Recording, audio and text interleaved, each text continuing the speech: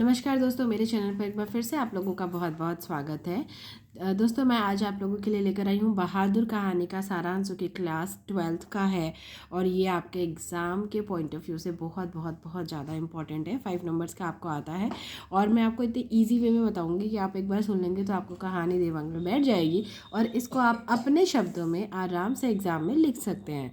तो चलिए शुरू करते हैं बहादुर कहानी का सारांश। सबसे पहले हमें ये बताना है कि ये कहानी जो है वो लिखा किसने है। तो इसके जो लेखक है वो है श्री अमरकांत जी। बहादुर प्रसिद्ध कहानीकार श्री अमरकांत जी द्वारा रचित एक मनोवैज्ञानिक कहानी है। यह एक मध्यम वर्गीय परिवार में नौकर के साथ परिजनों द्वारा किए गए दुर्व्यवहार की कहानी है। ऑब्वियसली बात है, मतलब एक नॉर्मल जो मिडिल क्लास फैमिली है उसमें एक नौकर रखा जाता है जिसके साथ उन लोग को जो वहाँ पे रहने वाले लोग हैं वो दुर्व्यवहार करते हैं। ये उसी से रिलेटेड कहानी है। तो आगे पढ़ते हैं। लेखक ने स्वयं को कहानी का पात्र बनाते हुए कहानी की आत्मकथात्मक रूप से रचना की है। मतलब लेखक ने उस कहानी का पात्र स्वयं को बनाया है और जैसे हम आत्मकथा लिखते हैं, जो अपनी ही कहानी अपने बारे में, अपने जीवन के बारे, घटनाओं के बारे में लिखते हैं, उससे उसी टाइप का आत्मकथात्मक रूप में इस कहानी की रचना की है। अब कैसे, वो देख लेते हैं। लेखक जो है वो जिस परिवार में नौकर को रखा जाता है उसके मुखिया के रूप में अपने आप को प्रस्तुत कर रहे हैं। तो बहादुर, बहादुर कौन है? अब कहानी का हमारा शीर्षक ही बहादुर है। उसमें बहादुर कौन है? मेन जो हमारा इसमें हीरो कह लीजिए इस कहानी का, वो है बहादुर। बहादुर जो है वो नेपाल का 12 से 13 वर्ष का एक लड़का है, जो 12 से 13 साल का है, जो अपनी माँ के दुर्व्यवहार से तंग आकर, मतलब उसकी माँ उसके साथ अच्छा व्यवहार नहीं करती थी, परेशान होकर घर छोड़कर शहर चला जाता है। और निर्मला, जो कि लेखक की पत्नी के रूप में, मतलब लेखक ने उन्हें अपने परिवार में, मतलब जो निर्मला का परिवार है वो बहादुर को नौकर के रूप में रखता है। और निर्मला कौन है? लेखक की पत्नी। तो निर्मला के परिवार में नौकर रख लिया जाता है। निर्मला तथा उसका परिवार बहादुर के प्रति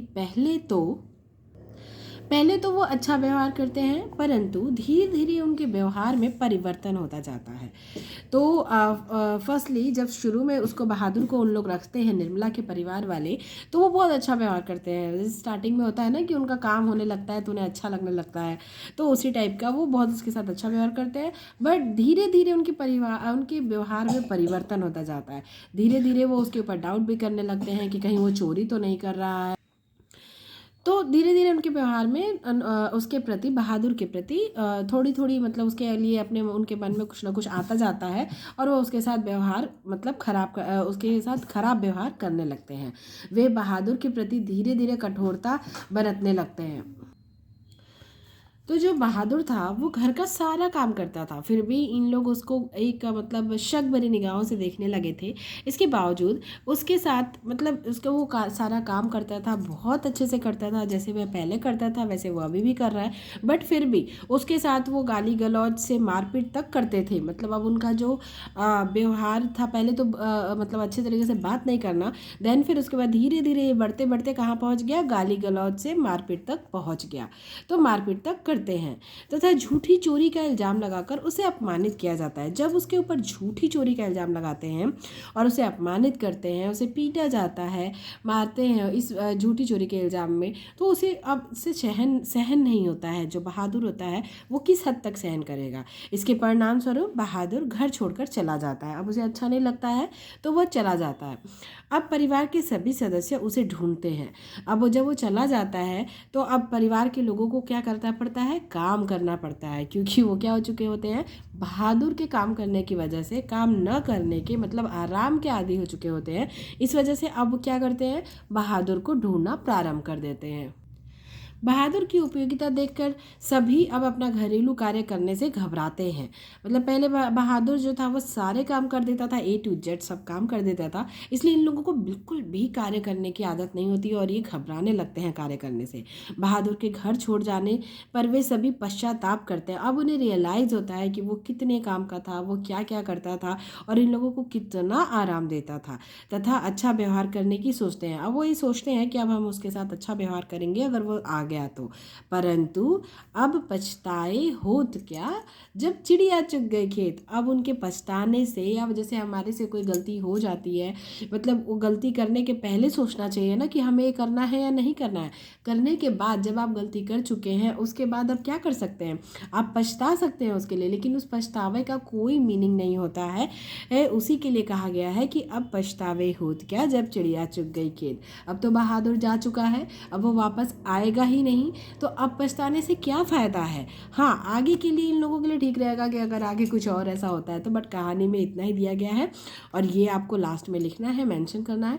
कहानी में कुछ नहीं है दोस्तों, बहादुर है, निर्मला है, मतलब आपको ये दोनों तो वर्ड याद करने ही करने हैं।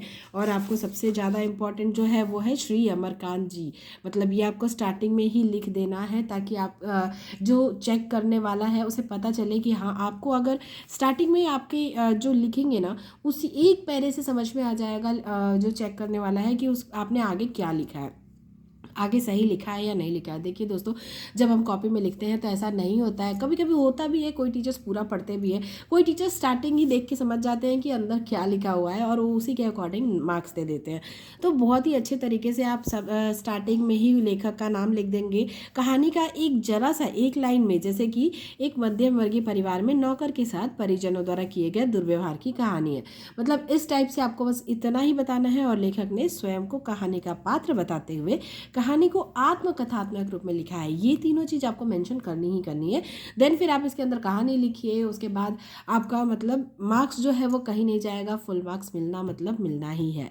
तो दोस्तों, अगर वीडियो पसंद आई हो तो वीडियो को लाइक कीजिएगा, दोस्तों के साथ शेयर कीजिएगा, और अगर आपको कुछ और मतलब किसी और कहानी का सारांश या फिर कोई और चीज़ समझनी हो व्याकरण से संबंधित या कुछ भी, तो आप मुझे कमेंट करके बता सकते हैं, मैं ट्राई करूँगी आपकी हेल्प करने की। तो चलिए, मैं मिलूंगी आप लोगों से अपनी अगली वीडियो में, तब तक के लिए bye bye, take care and thank you so much for watching, और एग्जाम के लिए all the best, bye bye.